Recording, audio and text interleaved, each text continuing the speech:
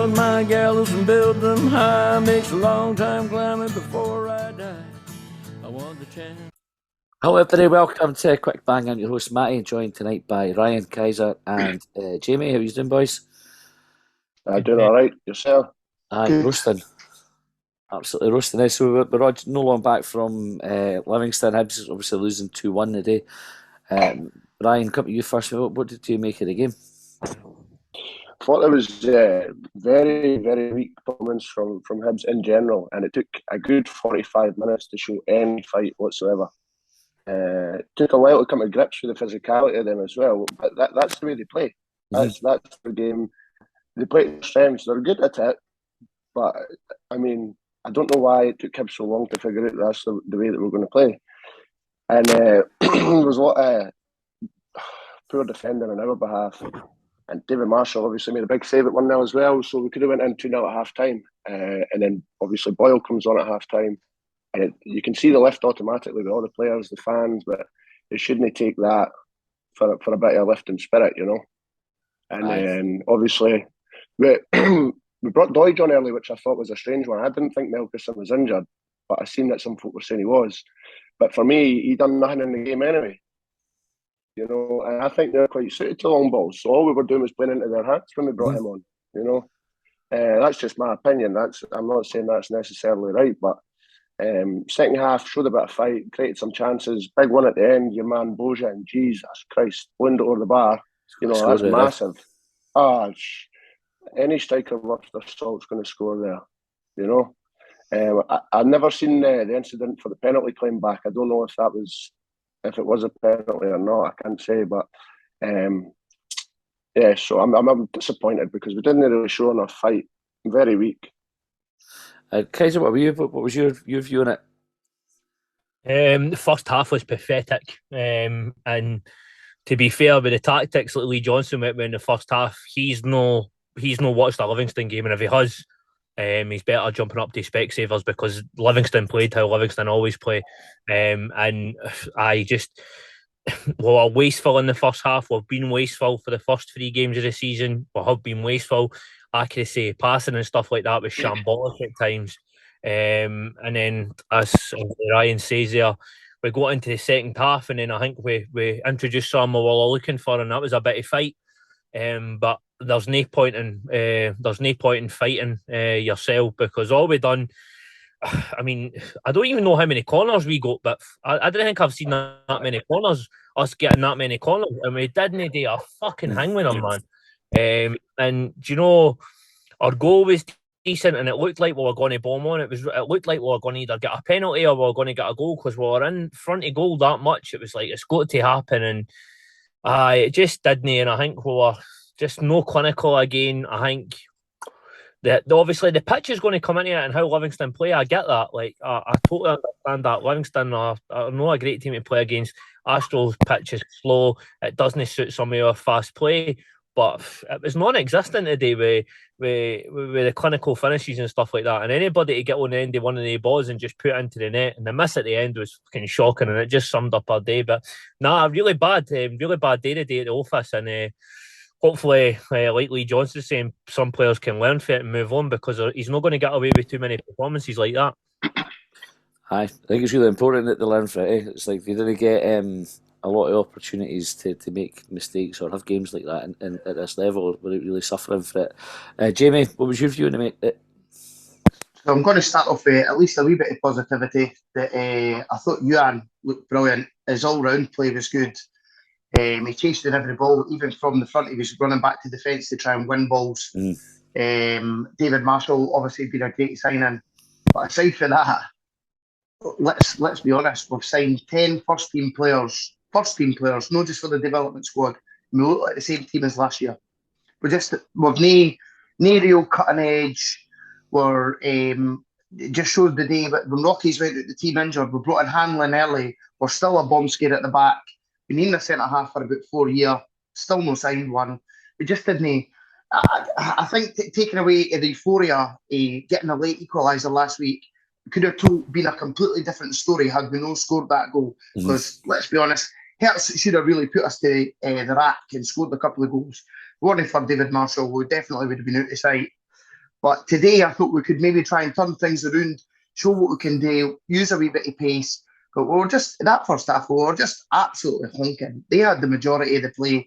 I didn't think they were playing the typical Livingston way, just closing things down. They were just better than us. It's just fact. Cracking goal for the boy. Great finish. Puts it right in the corner. Gives Marshall absolutely no chance. But how he's run past 3 players to even get into that position to have a shot is beyond me. So where do we go from here? Because had we not signed Boyle, that was 2-3 out of it. Because he was the guy that come on and looked like there was going to be a wee bit of a difference in the game and might actually take something for it. But aside from that, and Ewan, I thought we were really poor. I just didn't know where we're going to go from here. And another injury to another centre half, we are goose. It's as simple as that. Ryan, it's one of the big complaints I had during the game was about the lack of fight. Like Livingston were first to every ball. And if you look at their goals, the Chabraya plays it's not a great pass. It's a hospital pass, eh? Aye. But the Livingston midfield, if you watch his reaction and Kenner's reaction to that pass, there was only ever going to be one winner. Livingston get intercept and then break forward. The boy runs through, gets handling, goes past them and tucks it away. Where do you sort of, if you were to kind of pinpoint the blame for that goal, where would you put it? At source, right at the source. The pass has to be better, and if it's not better, Kenna has to get there first. Simple as that. He looked quite pedestrian, if you ask me, in that action. Mm-hmm. The boy looked like he wanted it more than him. There was a couple of instances where he got caught in the ball, taking 2 and 3 touches in the middle of the park. And look, I know the pitch is going to come into it a wee bit. It's sticky, but still, he's got to be better than that. You've got to be sharper. You don't have that kind of time in this league. And he's played 2 or 3 games now. He should know that he's not going to get that time on the ball. But there's still a lot happens after that for the boy to score. I mean, at that point, he's still facing up a defender and a goalkeeper. So, there's still more that can be done after the pass and him getting beat to the ball, Aye. So I think all of them have got to put their hands up and share a bit of the responsibility for that. Kaiser, there was a bit of noise about Paul Hanlon starting at the game. Some people actually before the game had kicked off thought it was maybe a wee bit early for him. Do you think that was a game too soon for Paul Hanlon? I think it's dangerous playing somebody that's maybe no fit on Astro, and I think but you're lucky when you're playing Livingston on Astro to get away without some injuries, and we don't need injuries now. So I definitely think it was a risk. McClellan came on and looked no bad, so there may be a case here that he could have come on and started. But 4 seasons now we've been going on. At least 4 seasons we've been going on about proper centre back cover, and we've no got it yet. And that's where we're going to fall foul. This as we've already just said. A centre back goes down injured. Where do we go? We're okay. It's worrying because Hibs centre back for Hibs is crucial. We play for the back, and if we've not got that cover in place, we'll get chewed apart by teams. And Jamie, you gave us a wee bit of positivity with your view on the game, so I'll get you to talk us through the Hibs goal. What did you make of that? It's a Hanlon does well, obviously, with the header back across, but it's a bit of luck. It falls to Kenneth to put it away. But it was a wee bit of luck. We're kind of gone against the grain of the play, to be honest with you. I'll take that all day long, of course. I mean, teams have done it to us over the years. But aside from that, and I missed Bojang's miss at the end. I had to go and get the kids. But I hear it was an absolute howler. But the fact that Bojang can't even get in the team and Doy's just coming on before him tells its own story. Everybody knows my feelings about Doy's. I didn't think he should be at Hibs. I didn't think he's good enough. But the injury to Melkerson obviously forced that change. I know Ryan saying he didn't really see it, but what happened, he's went in with a challenge at the side with Omiyonga and he rolled his ankle. He was hobbling about after that. I knew he was going to come off because you could see he was in a wee bit of pain. He kept playing for the next 4 or 5 minutes. I knew he was going to get hooked. So how long is he going to be out? Is Boyle going to be thrown back in who's no fit, let's be honest? It's just I can't believe I've signed that many players and we're still short. I'm baffled by it. Baffled. It's mental, isn't it, Ryan? I was kind of thinking was coming at the ground and I was like, I think we've spent more on advertising boards Easter Road than Livingston have spent on their team. And yet they beat us. I think it's maybe like the fourth time in a row or something at Livingston that they've beat us. I read something like that in Hibs. I've not checked if that's the case. How do you explain that? How do you kind of square that off? Like Hibs are obviously spending more than Livingston. How does it happen that we struggle so much to beat them? I don't know if it's down to tactical approach or personnel, mindset. I don't know. I honestly, it's a tough one because they seem to have our number every time we play them. They beat us at Easter Road last season as well, 3-2, and then they beat us twice at their place. So I don't know if they're just the new St Johnson for us. It's crazy. Can't seem to get a leg up against them. It doesn't help that we're shelling balls either. Doesn't help you're shelling balls. They're Oberlai and they're just mopping everything up. Aye. That's what they want. They want you to go low.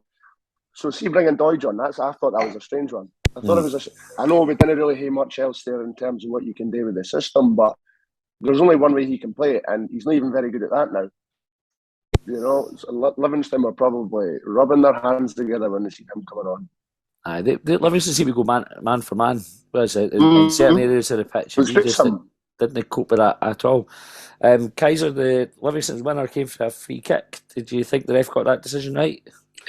No, definitely no. The player jumps up for the ball and he basically, I think the Hibs player goes in for it and he jumps up and just obviously when I'm coming back down, he just flips, doesn't he? It's no like a challenge up in the air or that. It's just the both of them are going for the ball. I don't think that's a foul. I think he's just jumped up too high, made a bit of an arse of the landing, and the ref, I didn't think the ref was decent today. I thought he was just like every game that we see with Scottish refs, inconsistent. Foul gone one way, we're not getting it another way. But in my opinion, I've not seen any replays. I'm no doubt Stevie Thompson and fucking Foster will analyse it to death and somehow blame Poachers for it. But we'll see that. I'll see that later on in the replay. But I when watching it live, I didn't think it was a foul. And Jamie, we didn't deal with the free kick when it comes in. It's the foul's not a foul. Nicky Devlin jumped into Chabraya. He jumps into him. So what's Chabraya meant to do? Is there actually nothing he could do? He falls awkwardly, and that's how he injures himself. But even at the time, I was thinking to myself, if that's anybody's fault, it's ours. No, theirs. But the cheap way to give away the goal, I'm going straight in with Doidge. You know, why is he no moving with the player? That's why he's back there to try and defend, and he just doesn't do anything about it. A free header, it's schoolboy stuff. From that angle, that's complete schoolboy. Jason Holt ran the midfield against us today, and that tells its same story. He's about 48. You know what I mean? It's like, come on. But then, as I say, our midfield with Henderson and what have you didn't have enough chance to get on the ball because we're shelling the ball forward. It just wasn't working. But this is not just tactics today. I watched it over the last couple of games. We're trying to get Yuan in behind the defence, and we're trying to play it forward like that all the time. That's not going to work every game, especially in Scotland. A wee tight pitch like the Spaghetti had and stuff like that. It's just not going to work. You're going to have to try and change tactics. I don't know what's around the corner, but as I say, it's we've obviously got a couple of late goals over the last couple of games that have kind of buoyed up the fans and gave us a wee bit of hope. But for me, I just didn't think we're playing well enough in games. Before I get found out, we've got to come up against Rangers. I don't know when the game is. I know that's the next game, but I just fear for us. I really do. I just can't see how we're going to be able to build without anything to mould into what we're trying to do. If you're just selling balls, we're never going to. Just on what Jamie's saying there, it defeats the purpose of having guys like Henderson, ball players in the middle. If it's just going over their head all the time, completely defeats the purpose. You can't get involved in the game, and that's why folks say he's going missing. But it's because he can't get on the ball because they're just putting it over his head every time they've got it out for the back. I said before the game that Livingston sit too deep. I mean, you Hibs brought in pace like Yuan or obviously Boyle to be able to get in behind teams like that. But if Livingston are sitting deep, there's no point in having pace because you can't. There's no room to run into. Do you know what I mean? Like you can't get over the top of them. So it just seemed like the wrong tactic to take. It's Saturday, Jamie, that we play Rangers. They'll just be off the back of a European game, so it might be a no bad time to get them. So what we'll do, we'll get a wee prediction for Saturday, and we'll get a man of the match fees for the day, and then we'll wrap up. So Ryan, man of the match for the day and prediction for Saturday. Yuan, as Jamie said, he was sharp, so I'm going to go for him. A prediction for Saturday, I'm going to hope for a 0-0 draw. Optimistic 0-0 draw. Go for that. Kaiser, same to you. Yuan all day long, best player on the pitch by a country mile, and 3-2 Hibs. 3-2. Jamie? Yuan was definitely the best player for Hibs on the part of the day for me, I thought. And prediction, I could never predict them wins, so I'm going to go one each. Fair dues. I'll go. I agree with you. I thought he was man of the match by a mile as well, and 3-2. Why not? Probably a highlight for me was coming out the ground. There was a young lassie giving it the Hibs are falling apart, and just a voice from nowhere just goes, "Shut the fuck up, you wee skank." Slapped. So it's a highlight of the day. That and the false alarm evacuating everybody when everybody moved. Guys, thanks very much for coming on. Thanks for tuning in. We'll be back with Longbangers over the weekend, so watch out for that. You can subscribe if you want extra content. That's at longbangers.hubwave.net. So go ahead, subscribe, and we'll see you next time. County line, I pledged upon. Well, they trailed me down when I broke free. I drank all the whiskey in Tennessee. I don't drink water, no.